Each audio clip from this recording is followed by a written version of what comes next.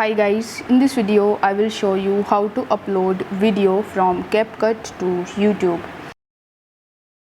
So in order to do this, you first need to launch your CapCut mobile application, and then you just have to select that particular project which you want to convert into video. Afterwards, you need to tap on this export button in the top right hand corner of the screen, and then you just have to wait for some time until it is exporting the video. So once the exporting is successful, you will be able to see share to TikTok option, share to Instagram, WhatsApp, Facebook, but you will not be able to see the option of uploading it directly from your CapCut account to YouTube.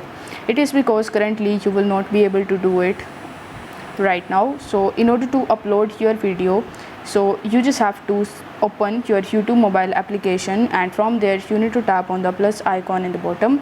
Then from your gallery you just have to select this particular video that you have exported from your CapCut account, and then you just have to follow the steps in order to upload it on your YouTube account successfully. So as of right now, this is the only methods of uploading your CapCut video to YouTube. I hope this video was helpful, and if it was, then don't forget to like the video and subscribe to the channel. Thank you so much for watching.